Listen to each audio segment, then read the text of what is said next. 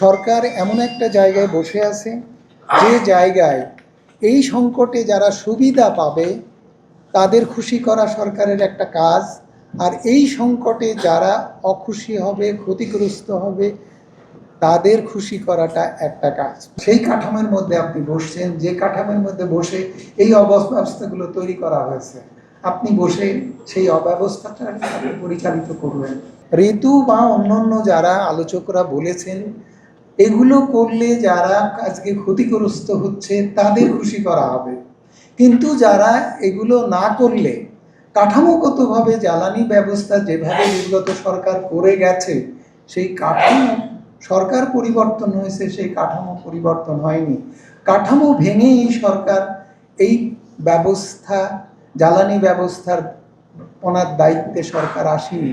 যে ব্যবস্থাপনা ছিল সেই ব্যবস্থাপনার উপরেই সরকার বসেছে।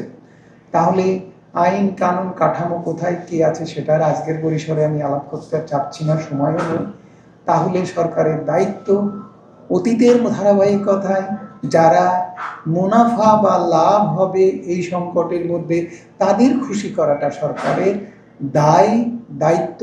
যদি নাও হয় তাহলে সরকার থেকে তাদের খুশি না করার সক্ষমতা সরকারের নেই। এই প্রশ্নটা না বুঝে যদি আমরা আলোচনা করতে থাকি তাহলে রোজ কিয়ামত পর্যন্ত আলোচনা চলবে। রাজনীতি যদি এই জায়গা ধরে এই বিবেচনায় যদি রাজনীতির রিস্ট্রাকচারিং না হয়, রাজনীতি যদি এটা এভাবে অ্যাড্রেস করতে ব্যর্থ হয়, তাহলে সরকার যাকেই বসানো হোক না কেন, জনসংহতি আন্দোলনও যদি সরকারে বসে এই কাজই করবে, এটার ব্যতিক্রম হওয়ার কোনো সুযোগ নেই।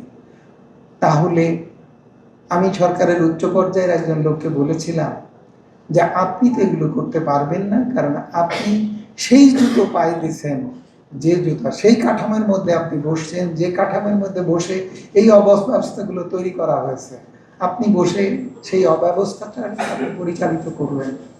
এর বাইরে যেতে পান। বাইরে যেতে হলে আপনার একজন মৌলানা ভাসানী দরকার। সে জনগণকে সুসংগঠিত করে এই কাঠামো ভাঙানোর জন্য আন্দোলন করবে। লিমা সম্ভবত বলেছে যে একটা সামাজিক আন্দোলন গড়ে তুলতে হবে। সামাজিক আন্দোলন, রাজনৈতিক আন্দোলন দ্বারা যদি মদতপুষ্ট না হয় তাহলে সামাজিক আন্দোলন দাঁড়ায় না, কোনো না কোনোভাবে থাকবে। আমরা পার্টের জন্য সামাজিক আন্দোলন করেছিলাম, সেটা দাঁড়িয়েছিল, খুলনায় নগরখানা তৈরি করেছিলাম, কিন্তু তার মধ্যে রাজনীতি ছিল, রাজনৈতিক আন্দোলন ছিল, সেটা রাজনৈতিক আন্দোলনের একটা রূপ, কিন্তু সেটাও রাজনৈতিক আন্দোলন ছিল। তেলগ্যাস রক্ষা কমিটির আন্দোলন, সেটাও রাজনৈতিক আন্দোলন ছিল। সুতরাং সামাজিক আন্দোলনকে যদি শক্তিশালী করতে হয় তাহলে সেটা রাজনীতি দ্বারাই সমৃদ্ধ হতে হবে এবং কোনো না কোনোভাবে রাজনীতিবিদদেরই নেতৃত্বে আসতে হবে, তাহলে সেই আন্দোলন আগাবে না। সুন্দরবন আন্দোলন যখন টেকো পার করলো, যখন বাপার নেতৃত্বে চলে গেল, তখনই দেখা গেল যে আন্দোলন ফেল করলো।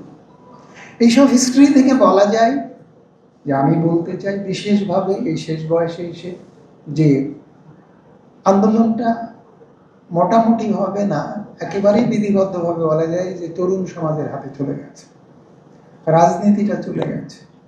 এবং এই তরুণ সমাজকে, আজকের যে তরুণদেরকে এই দলে দেখছি, এরা আর সব তরুণদেরকে একটা ছাতায় তলায় আনার ব্যাপারটি আমার মনে হয় গুরুত্বপূর্ণ।